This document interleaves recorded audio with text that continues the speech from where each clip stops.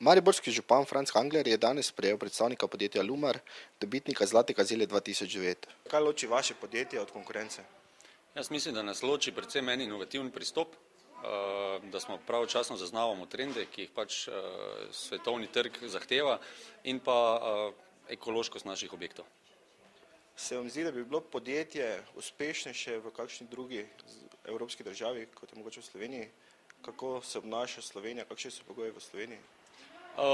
Možno, da bi bilo boljše ali pa bolj uspešno, vendar nekako mi ta prostor obvladamo, nam je domač, po svoji naravi smo tudi borci in pač sprejemamo okoliščine takšne, kot so, se ne pritožujemo in pač probamo biti znotraj teh okoliščin najboljši.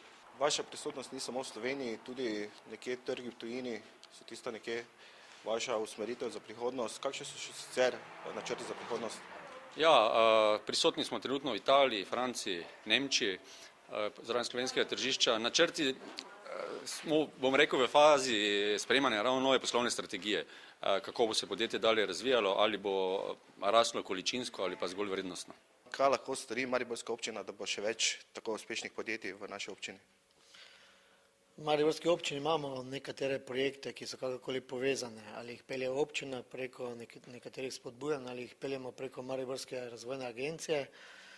Predvsem pa se mi zdi, da dajemo tako moralno kot tudi marketinško podporo takšnemu podjetju in sem zelo vesel, da sem lahko kot župan sprejel direktorja podjetja, ker mesto Maribor ima neko preteklost, kar se tiče gradnje hiš, če mislimo stavbno pohištvo Marles in podobno. In prav gotovo ne samo Maribor kot taki, ampak država in politika bi morala podpirati take podjetnike, da malo Slovenijo skoristimo v veliki Evropi.